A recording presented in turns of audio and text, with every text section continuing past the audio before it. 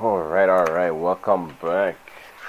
Again, we got some update content for this week. Let's see. They go deeper and tell us more about. I want to know more about the summer event. To be honest, but yeah, let's see what's going on.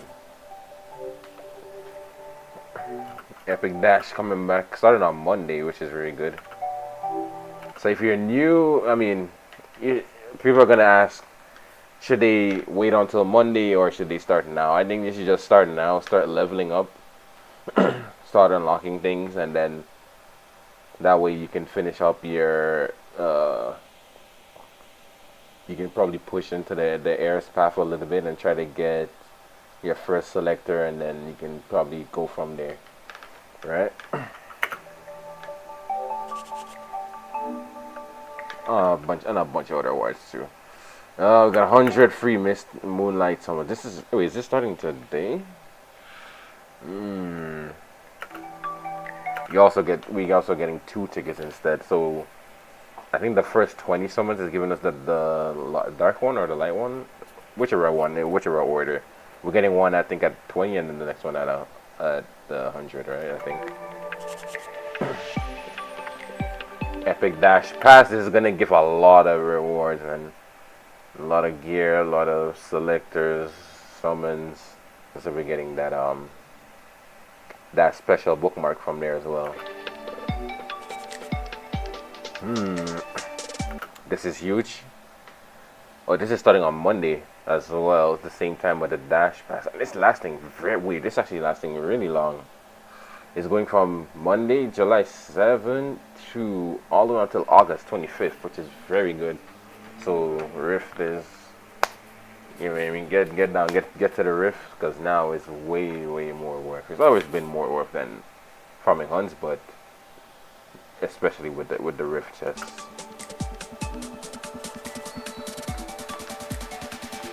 Yeah, we also have a buff event on top of that, which is very good.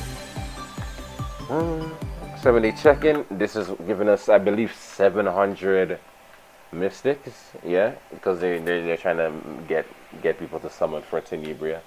You know, make you waste all your things on Tenebria. I mean, I don't know about waste. She seems really strong, but make you use up all your mystics on her, and then they slap Raz in your face.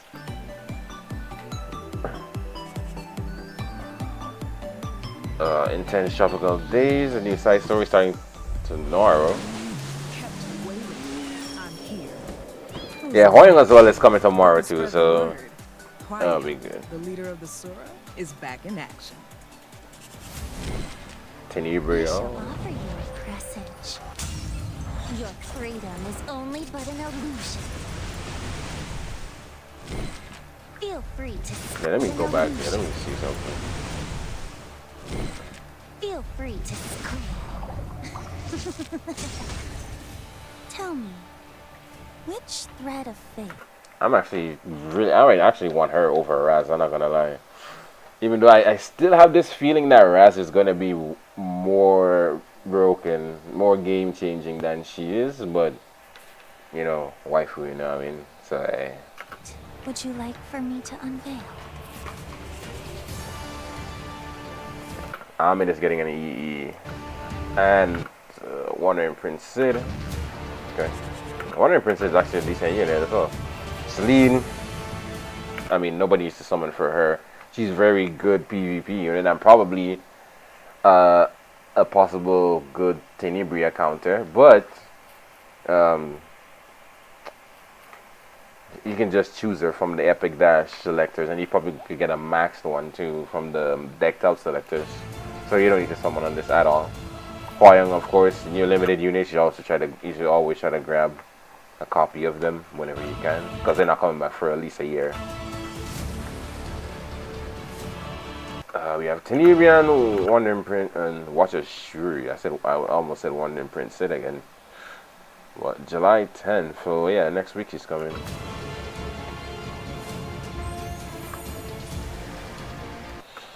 Alright, so that's their video.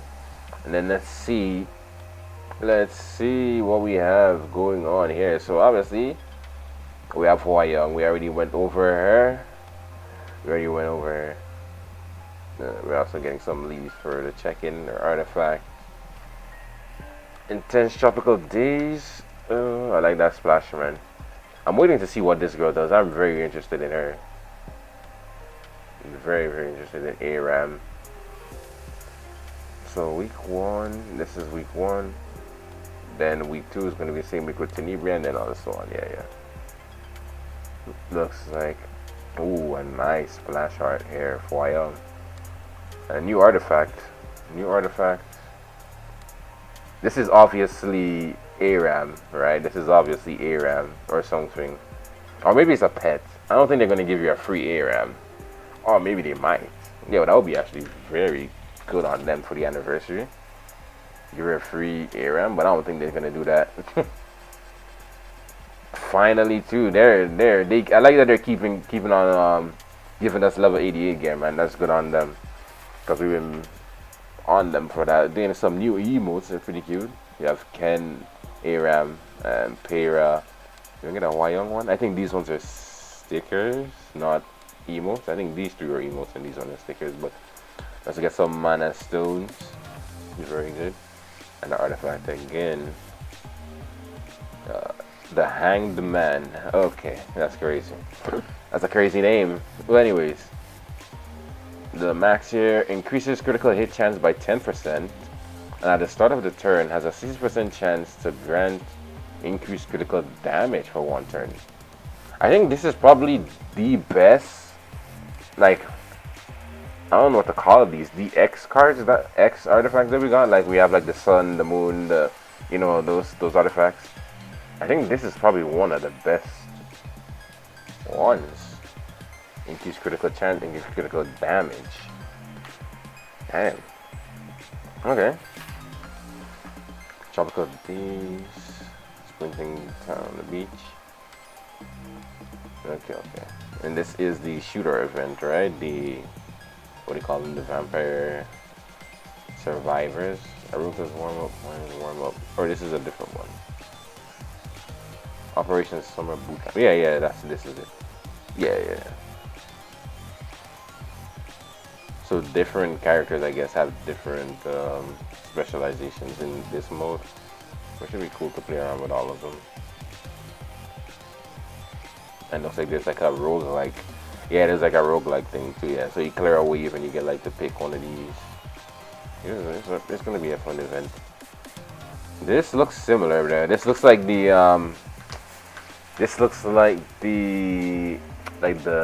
the relics that we had in the brawl mode, kind of, but it's like for each character for stats. This is wait, is this a hint? Let me see.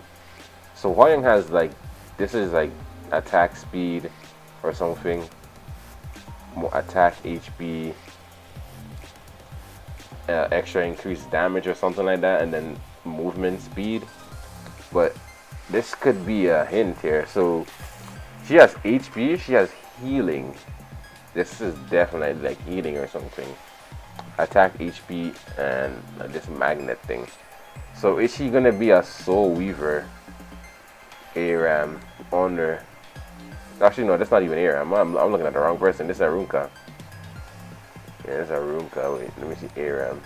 Attack, HP, attack. Yeah, okay.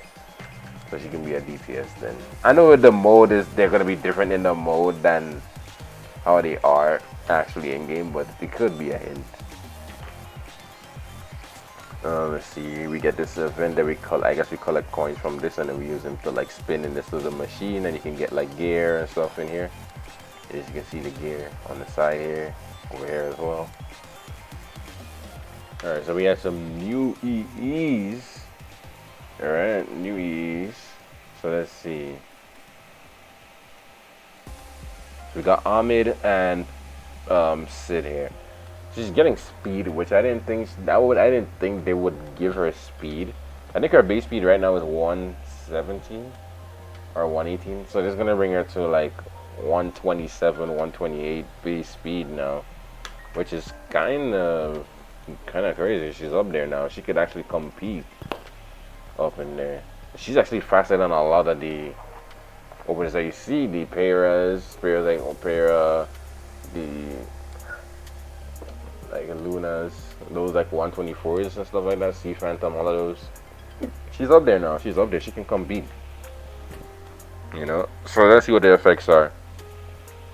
So Zephyr, which is a skill 1, increasing combat ratings by an additional 5%. And then number 2, the same effect applies to the ally with the highest combat rating is except for the caster. Okay, so she increases herself and whoever has the highest combat rating is. It's okay, so this is Touch of Hope, which is her skill 3. Alright, so her skill 3 grants increased attack greater instead of increased attack. So I think it might be this one. I think it might be this one.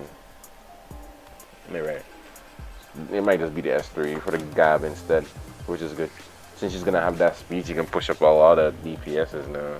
Nice. Wait. What if you just slap this on the new Hua? What if you just put this on the new Hua? Like you skip the S2, maybe, and you just go for the S3 on Hua, push her up. She's gonna get CR from her passive as well. And she's gonna have Gab, and she's gonna have Gab and the Swift attack, right? She's gonna have Gab and Swift attack, and then she can probably cut up and take the next turn, because she's gonna get 20 from her passive and then 50. Oh, I don't know. Maybe when maybe not. Oh no, at the end of the turn. Yeah. So. Yeah, sorry, I'm just gonna jump in front of this goofy boy here, but yeah.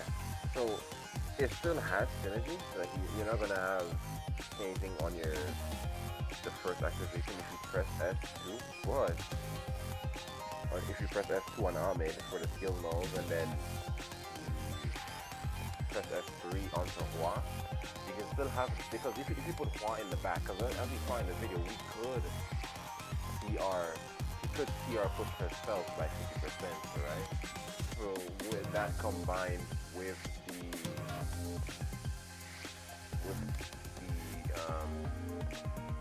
swift attack, that's basically an extra turn.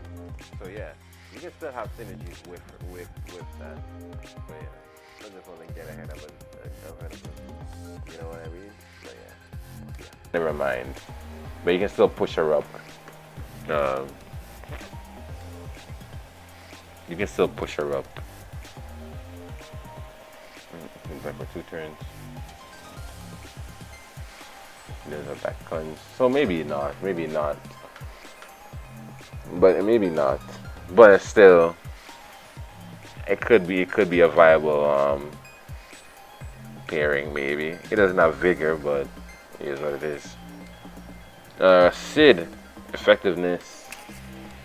Let's see the effects.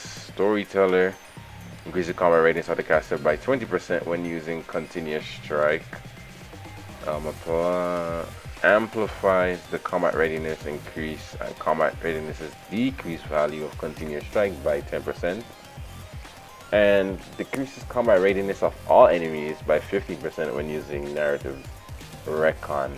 That might be the one that people go for. I'm not sure. I don't play Sid, but I know he's very annoying. So I know when there's certain conditions met, he hits you and then he pushes up and then he goes S3 into the detonation, right? That could be quite annoying then. 50% pushback though.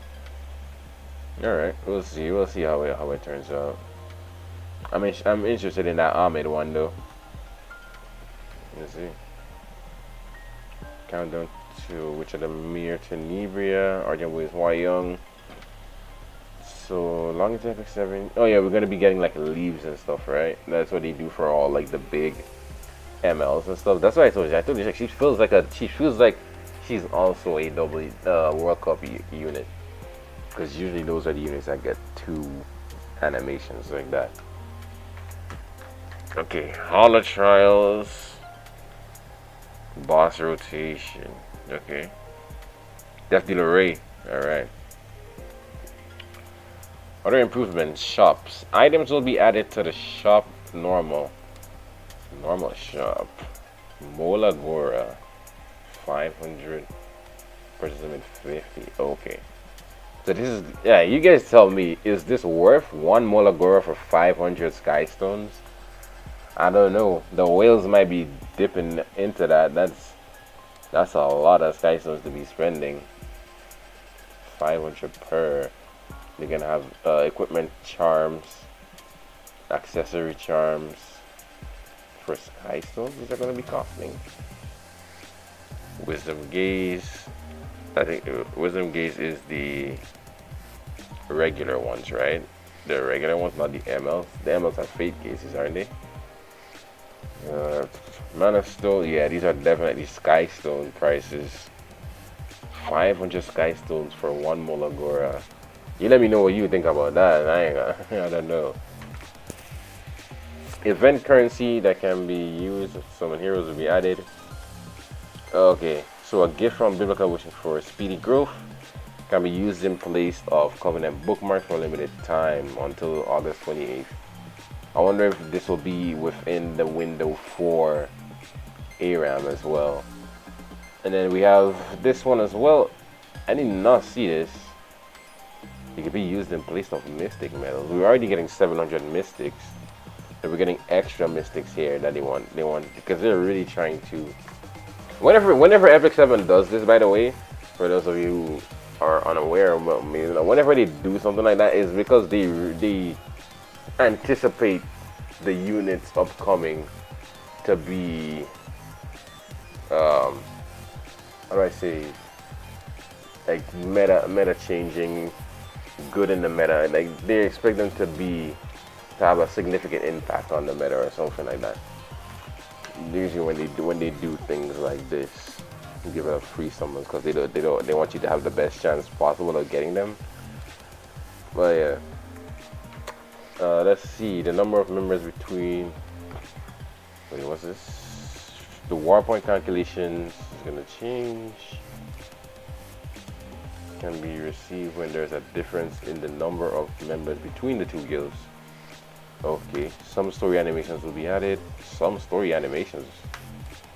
Okay, I'm assuming this is going to be for either Moonlight Theater or the side story that we're getting.